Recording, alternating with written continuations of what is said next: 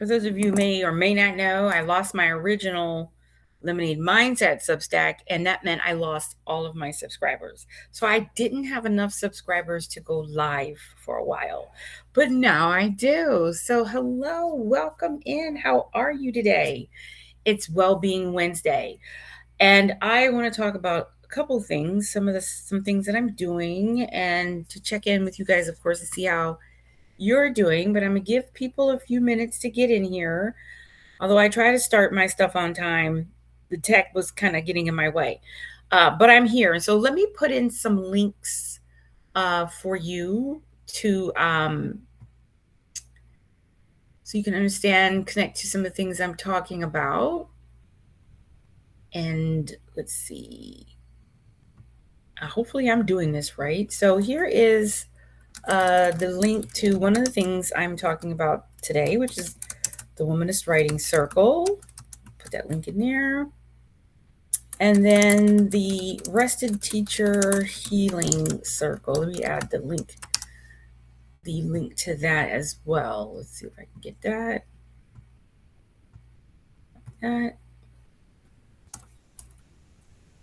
Good afternoon, good morning, Dr. Taylor. How are you? Bad Autism Mom. Can y'all tell me your names so that I can see you and hopefully not mess your name up and refer to you correctly. So in the chat, if you feel comfortable, you don't have to, but if you feel comfortable, share with me your real name. Hi, Dawn. How are you? Nice to see you. Thank you so much for doing that for me. So, ladies, today, as I said, is Wellbeing Wednesday. And again, I will try to also respond in the chat to people as we're going. But sometimes, I'm going through menopause. So it's hard sometimes for me to do two things at one time. Like walk and talk. But I'll try to catch everything in the chat as well. So today, if you're following me or if you're subscribed to the Lemonade Mindset, I shared an essay today called "The Sky is Falling," said Henny Penny. Wondering as a practice for liberation, a practice of liberation. And I put that piece out today kind of in hindsight, or as part of my chat with you about wellness. As some of you may or may not know, I am returning finally and happily to completing my doctoral program. And God has moved me, or the divine, whatever you call the entity that guides your life. For me, I call it God. After a almost 20-year standing still, I found the right program that reflected, I believe, where I'm headed in my work and the work that I presently do. And that is a doctoral of ministry in creative writing and public theology. So I began go to school starting June 22nd. But in the meantime, I've gotten the syllabus and I've shared that with you guys. And then yesterday, the books for class showed up. Now this is like 5 of the 7 or 8 books that I need to have. And I'm like over here flashbacking to undergrad. All the books we had to have for undergrad. My bachelor's and master's is in English literature and composition. My associate's degree is in healthcare management. And so the doctorate will be in almost everything that I've done together, which is, again, creative writing and public theology. So in the Lemonade Mindset, for those who may be new to it, what I do in that weekly publication is I present where I think God is leading me, the conversations that I'm having with my own self about wellness, what it means to be a well woman instead of a strong woman. There's strength in wellness, but I prefer to put wellness well in front of strong, because I feel that that word has been, and again, as an English teacher, it's been abused and misused, the word strong, especially as it relates to women of color. To the way that we hear that term being used is, oh, you're such a strong Black woman. And it's not used in a way that connotes or supports wellness. It's used in a way to say that Black women deserve and can handle every piece of crap thrown their way, and that they can't cry about it, they can't get over it, they can't get through it, that it is their crux or their cross to bear. And I'm not, I carried that cape and that cross for far too long, to the point where it was killing me. And we know that the number one killer of Black women, in particular, is heart disease, which is number one killer of not just Black women, but also other women. But it shouldn't be surprise for us because we carry the world on our shoulders. And that is not a braggadocious thing. That is not an arrogant statement that I'm making. I literally mean that, because there is so much vitriol and retaliatory behavior and jealousy thrown at women of color, Black women in particular, especially educated Black women. And a lot of that stems from the patriarchal's hatred of anything that appears wiser, stronger, clearer, intentional, and loving. Anything that threatens their power, they will try to delineate it by taking language and shifting it a positive into something ugly and grotesque and painful. That's what it'll do, because the patriarchy understands, capitalism understands, consumerism understands that words destroy. And if they can find the right way to frame the wording, then they can proceed to dismantle your power. They can proceed to try to destroy you. Excuse my computer; it's old, and I need a new one. If someone would like to bless me with a new laptop, please put your info in the chat. uh, but that's what the word "strong" has become for women of color. It's a moniker of you deserve everything heavy and bad that's come your way, and I refuse to accept that anymore. So I've leaned into well, I want to be a well woman. And so the work that I share in the Lemonade Mindset weekly is from that perspective, that lens, that I hate to use the word pulpit, but that's where it comes from, and that's where I'm at. Where I want to present to you every week, whatever the messages that God has given me to share with you, things that I'm going through, that I'm introspective about, I'm aware of, I'm looking at things I still need to work on for myself, and opportunities for us to begin the journey to being well. So this is why I say the Lemonade Mindset is about the healing journey, because it is. So in the piece today that I presented about wonder, it actually came from my homework assignment, and another topic that I had written about last week, from ego to ease, and several conversations I've had in the past about rest as liberation, rest as resistance, rest as healing power. And so that conversation I'm having with you today on wonder comes from the chapter on wonder in co-author Riley's book, This Here Flesh. And I mention her and I give her credit in the piece that I'm sharing with you. And so, of the pieces, the chapters that I've read in here for homework so far, chapter 3 is wonder, and chapter 12 is rest. So much of my conversation today in the essay today, wonder as the practice of liberation, is from this book. And again, this is homework, but baby, this is about to be one of my go-tos, and I refer it to you. And again, you can pull the title of the work from the essay. But I would love to hear back from you what your thoughts on wonder, what it is to wander, what it is to daydream, what it is to rest. Because for many of us now, with this strategic move by the patriarchal government that is now the United States of America, the first group they attacked to try to destroy and dismantle was Black women. And they did that through the system that we have been using to open up doors of liberation, and that is the federal government and education.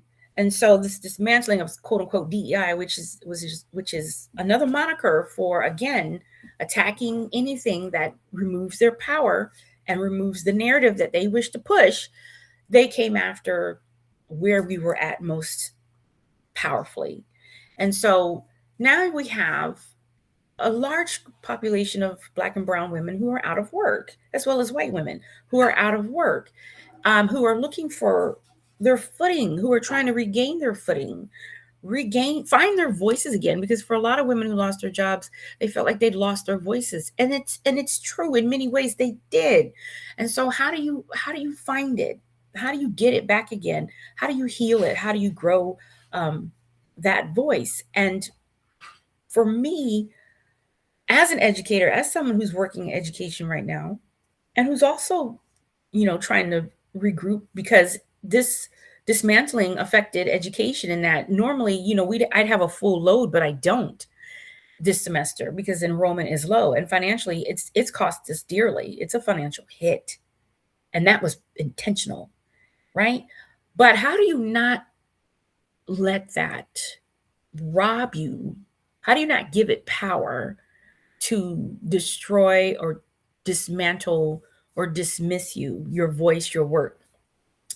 And for me, I began, even prior to all this, as I speak about in my book, Before the Lesson Begins. This is my most recent work that's out, pitched towards teachers, educators, but really about anyone who wants to find their way from trauma into healing, and then how to carry that into your everyday living, your everyday practice. And sometimes that means coming into work with you. For me, it means coming into the classroom with me. How do I'm fighting for my healing. I'm trying to grow. I'm trying to heal. How do I show my students how to do this? Because I see my students are wounded. I see that this is severely impacting their self-confidence, their ability to see into the future, their ability to connect with self, right? So this daggone computer, you ain't gonna stop me today, devil. But that's that's the conversation um, that I'm having also in my own work before the lesson begins, as well as the Lemonade Mindset newsletter, and as well as in my journal, Repeat After Me, Sis. Hi, Molly, welcome in. So, how do we retain our joy? How do we work on our wellness in the middle of such existentialist crisis? It's even more than existentialist. This is global crisis. How do you maintain your sense of presence and well-being? How do you not be a henny penny and scream, the sky is falling? How do you not get overwhelmed from the detractors that are out there telling us that um, we should cower and hide, we should silence our voices, we should panic, and we should not grow anymore? For me, the answer to that is I choose not to cower. I choose not to hide. I choose to continue to grow. And how I do that, one of the ways in which I do that is through wandering. Trisha Hersey talks about in her nap ministry the power of rest and how it's reclaiming and an act of resistance and liberation. And what she means by that is we live in a culture that is all about destroying the body, never growing and healing and allowing the body to thrive in a way that is beneficial to the body. But we live in a system that's all about the grind. You 60 plus hours a week, you're supposed to work. You're not supposed to have joy, tap into joy. You're not supposed to pay attention to the things around you, like the flower that's growing in the middle of the concrete, right? The rose that grew from concrete, Tupac, right? You're not supposed to pay attention to the mama bird in the tree that's just laid her eggs and she's singing joyfully that her babies have survived. You're not supposed to pay attention to that. You're supposed to only focus on getting to work and making that dollar. And in doing that, it removes us from ourselves. What wandering does, what resting does, is it calls your attention back to self. And as I teach my students, what happens when the body is not allowed to rest physiologically? What happens to you? What happens to us? What I just mentioned earlier. For Black women in particular, we begin to that slow process of dying called heart disease. And for many of us, it's diabetes. It becomes hypertension. It becomes eating disorders. It becomes drug addiction. It becomes all kinds of things manifested to cover up and is masked as a solution or as a panacea or a numbing medicine to what's really hurting us, what's really harming us. And it's masked in, if you don't work, you won't survive. If you don't work, you'll lose your home, you'll lose your car, you'll lose your savings, you'll lose your retirement. Okay, those things, you do need those things. I'm not here saying that you should not work, but you shouldn't be working to survive. It's part of living. And the point of living is to thrive, is to continue to grow.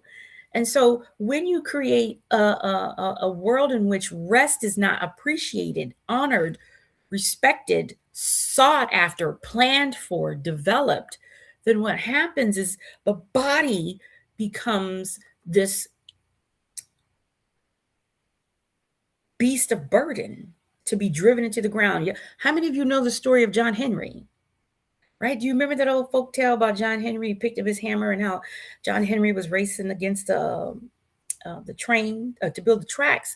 And that story really is about, if you dig deeper, you'll see that story is really about industrialization and its encroachment upon humanity, and how it is going to not only change the way in which we see work, but also leisure, rest.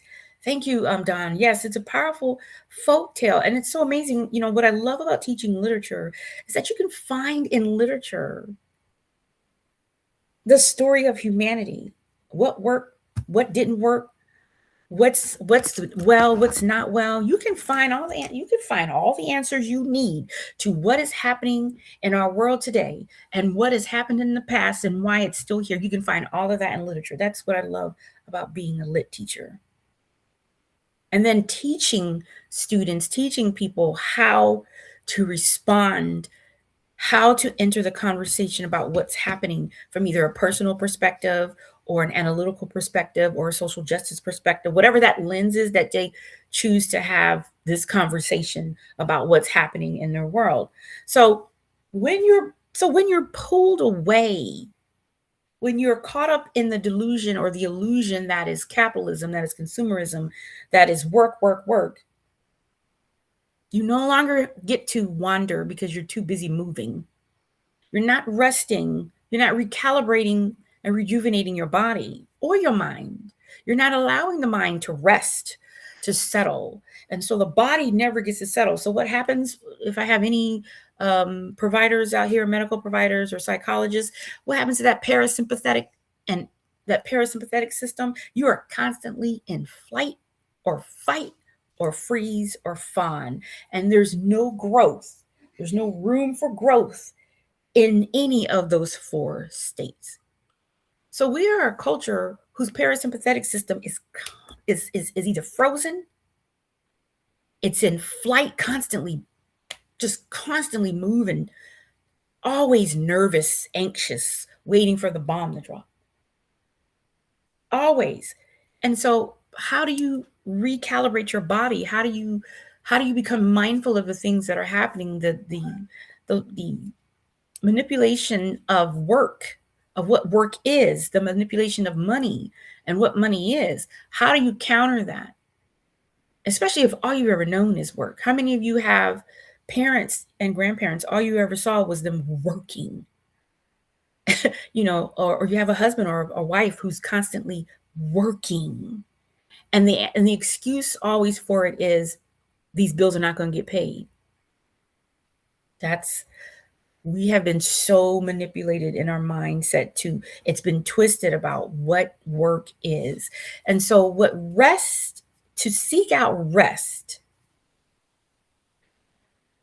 Again, I've talked about, maybe you've seen it in some of my essays in, again, the Lemonade Mind Stack. And some of the articles I'm going to be reposting from my original Lemonade Mind Stack that I no longer have access to, but I do still have the articles because I save them in other areas. But you've seen me talk about, why in those pieces I talk about why rest is so pivotal to understanding presence and why it's an act of resistance and liberation, because What you're doing when you're resting is you're allowing yourself, as I said, not only to physiologically let your body recalibrate itself, let your body begin to heal those neurons that are on fire, give the heart a chance to rest, right? The nervous system a chance to rest. But it's also an opportunity to reconnect, to open up the communication line with God. And again, I am no Bible scholar, but I do know how to connect text to context, to lived experiences. And if you look at several chapters in scripture, you see God, and even in some of our greatest prayers, you see God is always telling us to rest. The Sabbath, what is the Sabbath for but to rest? And look at how that's been manipulated, the concept of rest, where it was used as, where rest is used, God says rest, this is where God can speak to you in rest. Because in rest, we can wander, we can daydream, we can dream. And if you look at ancient literature, Greek mythology, Roman mythology, all, if you look at all these ancient texts, you'll see that where the gods or God comes in to talk to mankind is through the rest. It's through the dreams, it's through the daydreams, it's through visions. And that's where we are most open. That's where we're most open and able to hear, is through that dream space.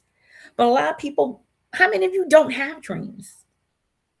A lot of people don't have dreams or dreams because those nervous systems are too wired up. How many of you, it takes forever for you to go to sleep? I'll be the first to admit. I have to put on certain types of meditative sound to get my brain to slow down and stop thinking. I even have to do that. That's why I feel like I can write about these moments, share this with you, because I myself am constantly practicing every night how to rest my mind, how to get to stop thinking, how to create the dream space, that space, that room where I can walk into with God and hear what it is that I need to hear or I need to see, right? Emily Dickinson has a great poem. And in the poem, she's talking about, and I could not see to see. The name of the poem, if you want to look it up, is even though she didn't give titles for her poems, her editors did once she died so that people can find them. But the poem is, I heard a fly buzz when I died. And I'll put it in the chat for you. You can Google it, fly buzz when I died. And if you know Dickinson, what she does in her work is she spoke a lot about death and living because of the crazy world in which she lived in. There was plagues, illnesses, unexplained illnesses and disease running rampant. There's war. I mean, Emily Dickinson lived in a fraught time, but who doesn't, right? But in this poem, I heard a fly buzz when I died. The speaker is on his or her deathbed, and they're assigning away that which is assignable, giving away their material things. And because the speaker has always been told that when we die, God's going to show up in the white light, and we should look for the light.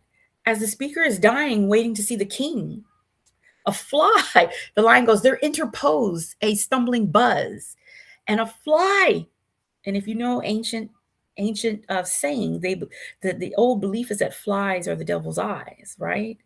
And so here comes the devil interfering in this supposed to be glorious moment, looking for the light. And the speaker is so distracted by the buzzing that it gets in the way of them seeing. And so the line of the poem is, I could not see to see. That's where we are right now with capitalism, with this work, grind culture. We cannot see. We cannot see to see because we are not allowing our bodies and our minds to rest so that we might wander, so that we might daydream, so that we might be still and know, right? That's not happening for many of us. So I say that to say that's what the lemonade mindset is all about. It's about having those kinds of conversations and reminding you, sis, that yes, we all must work, but not to the point where you lose your sense of self, where you get distracted and cannot see to see, where you can't remember that the flesh, this body is amazing, where you cannot, in the morning when you wake up, instead of immediately, as soon as those eyes pop open, instead of immediately going into angst and distress, instead first say thank you. I talk about grievance, gratitude versus grievance. I talk about it in the essay up today. I talk about it in my book, The Lemonade Mindset. I talk about that in my book, Before the Lesson Begins. I talk about that, I give you lessons in Repeat After Me, Sis, my journal. That's 75 days, 3 days each of affirmations that are designed intentionally for you to practice. People say, oh, affirmations don't work. No, no, no. This is a practice. Affirmations work when you also put in the work to make the affirmation work. And one of the ways that you do that is to begin your day with gratitude, right? So, what then is the Womanist Writing Circle? Because I don't want to hold you all day. But if you want to interview me on your Substack or your podcast, I'd be happy to talk more about this work that I'm doing. But in the Womanist Writing Circle, this program was designed intentionally for women like me who are trying to find that voice to be able to courageously have this conversation about who am I and where am I in this world. It's about writing about the things, finding your voice and giving yourself permission to write about the dirty little things nobody wants to talk about. Social media was designed to be a distraction. It was designed to well, they say to bring us together, but it's really pulled us apart, because instead of using it as a truthful mechanism, as a conversation piece, it's most often now used as a my life is wonderful, look at me braggadocious piece. It's to be seen now. And so a lot of people are afraid of being judged. They're afraid of not being smart enough. And what I say in the Womanist Writing Circle, what I teach is that those are illusions. That has nothing to do in many, many ways with what your calling is. And so the Womanist Writing Circle is for anyone who wants to explore what that calling is, to tell stories, to write, and understanding that most times, writing does not always have to be public. There is also the writing that is for the soul, that is personal, that is private.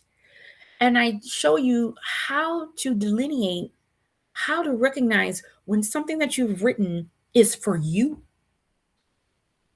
versus when it is for public.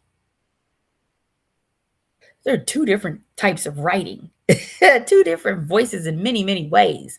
And so if you want to know, really how I work, and if it's really something for you, the women who were in this first cohort, reach out to them. I tagged them in a thank you note earlier last week. So you can look at my notes and you can find Reverend Evelyn, you can find Joy, you can find these women and ask them, if you don't know them personally, ask them, hey, I'm thinking about joining Rebekah's Womanist Writing Circle. Can you tell me what it was like for you? Okay, so, people pay for what they want. I'm going to put that there. People pay for what they want. And so the Womanist Writing Circle, although not a free program, it's a program that can lead you to your freedom. I'll say that. So consider that, the Womanist Writing Circle. Again, an opportunity to really dig into and find your voice and clarify what its gift is, right? Can men join the Womanist Writing Circle? You'll have to message me to find out, because my focus primarily is women, but a lot of men follow me, and I am grateful for them, because there's a lot of men out there who get it. There's a lot of men out there who need this type of work too. And so, that's a private conversation. I may have to do something separate for them. But I'm open to a conversation about it. Right. So Any questions about that so far? And again, if you're watching this on the replay, you can always direct message me if you have any questions. I'll also put in my personal email. You can send questions to. The link again to register for the Womanist Writing Circle, I've put it in the chat. Scroll up and find it. I have an early bird fee, a standard fee, but I also have a scholarship fee. So if you really want to do this and you can get in that window, I think we have a couple more days for the scholarship, then grab that scholarship fee. And again, send me an email if it's about you need a payment plan. I'm open to that. If you need support, I'll have a conversation with you. The same thing with the Rested Teaching Circle. One of the reasons why I created that was, again, it's part of Before the Lesson Begins. It's part of my work with educators and counselors and therapists, people who work with people. I wanted to offer that, especially after attending this last conference, teacher conference at Virginia Tech. And I knew this because I have left teaching myself. I left teaching in 2022 because I was burnt out. I was absolutely burnt out, and I was going through so much personally that I talk about in Before the Lesson Begins, and also in my memoir from 2019, I Love Me More, that I was going through a horrible custody battle, and it nearly left me broken and destroyed in so many ways. And so I know what it is to feel overwhelmed. I know what it is to recognize that the educational system in particular, was not designed for care of the practitioner, let alone the students. It's another workhorse entity. It is a driver of the hustle grind. And in this conference, the couple of conferences I've been to this year, teachers are hurting. And we know this because some of you have teachers in your families. Some of you probably are teachers. You know this. There are teachers right now who are literally deciding right now whether or not they'll come back next semester, or they're going to leave because they just can't take it anymore. The kids are bad. The administration doesn't give a crap. There's so much work. They're piling up so much on you, and the pay does not match the work. And so the Rested Teaching Healing Circle is my effort to, again, my gift to begin with self. I came back to education because I had to go get my healing. And in the work that I did for my healing, the breath work, the affirmation work, the meditation work, the walking work, all that work, for me, it brought me back to teaching. For you, it might not, and that is fine, because the whole point of this is for you to rest, learn how to rest, learn what healing really looks like for you. And then should you decide to come back into education, how to come back on your way to healing. And in working on your own healing, how you can add this daily practice to your syllabus. It's not an amendment to your syllabus, it is the syllabus. And so if you know of a teacher, or you're a teacher, and you want to, for 6 weeks, it's just 1 day a week, 1.5 hours a week, do some of this introspective work, some of this breath work with with other people in the same similar positions. And we work together to find our way to healing for ourselves and see if whether or not we should come back to education. Join me. The link is also in the chat. Register today. I have another scholarship. I have scholarships available for those who, need the financial assistance. Because again, I'm not here to break anybody's bank. I'm not here to take anybody for a ride. I'm here to be of service. I'm here to be of service. And I have a gift that I'm offering. I have an opportunity that I'm offering. So the Rested Teacher Healing Circle, please share it out. Share both circles. Restack them. Repost them. It's on all my social media. If you follow me on Instagram, it's there. If you follow me on Facebook, it's there. If you follow me on Threads, I'm there. Blue Sky, I'm there. And here on Substack, just share the information. And I'm looking forward to the second cohort of the Womanist Writing Circle, and the first cohort, for the Rested Teaching Healing Circle. And whether it be one person that shows up, or 10 or 20, even though it's capped. This is a limited small group. But whoever shows up, thank you for your obedience, because I know this is not easy to admit that one is hurting. Because once again, social media is about showing the good life. Mm, illusions all the way around. So that is me. That is what I offer. I hope you will, again, restack, share, comment. Please send me your commentary on my essay from today. The sky is falling, cried Henny Penny.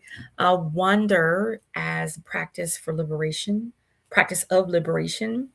If you want to be free, you have to free yourselves. Nobody's coming to save you, sis. If you want to be free, you have to free yourself.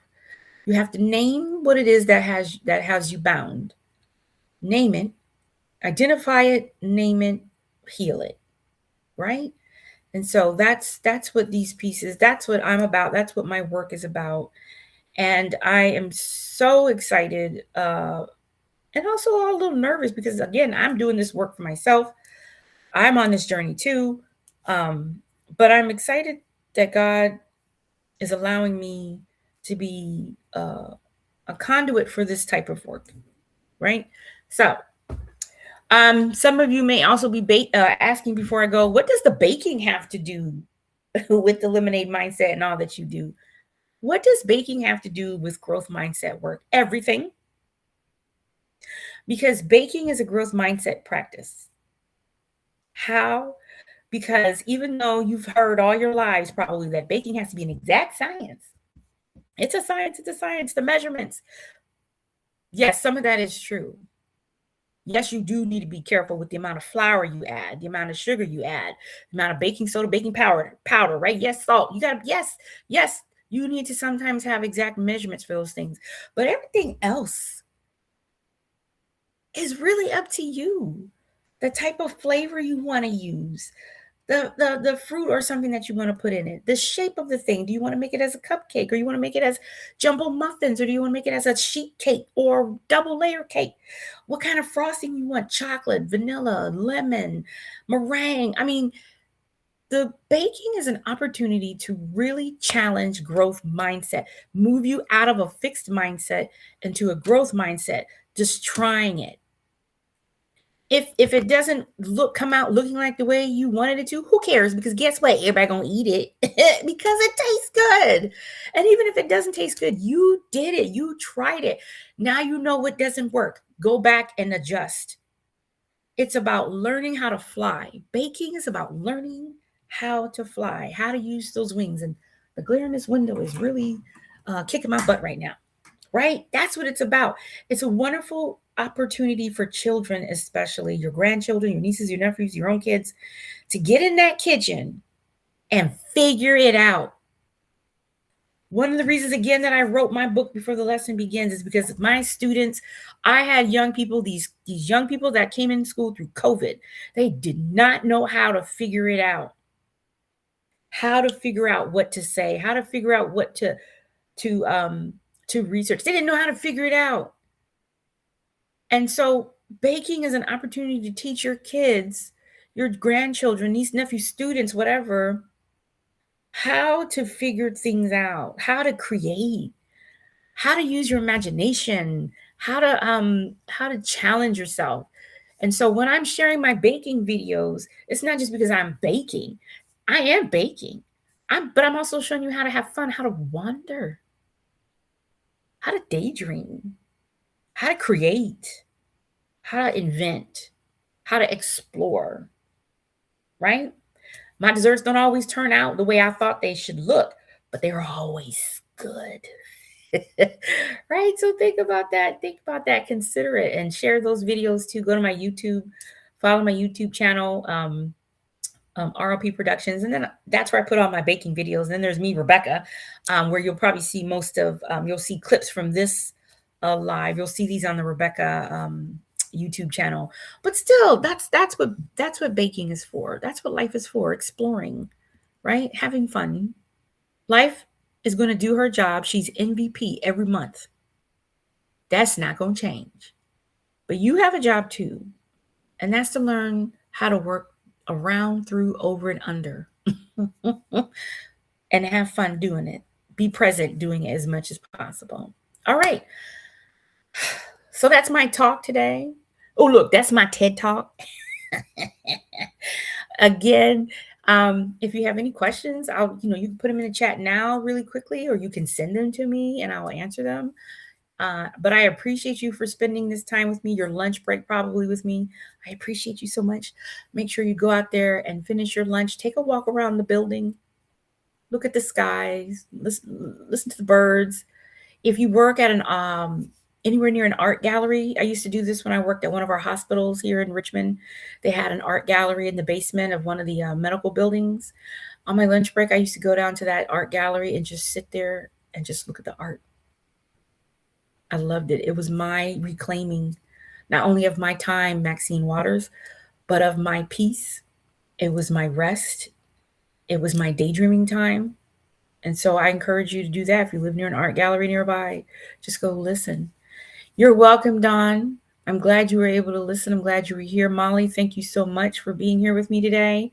And if I missed anyone else, I think it was the Bad Autism Mind. If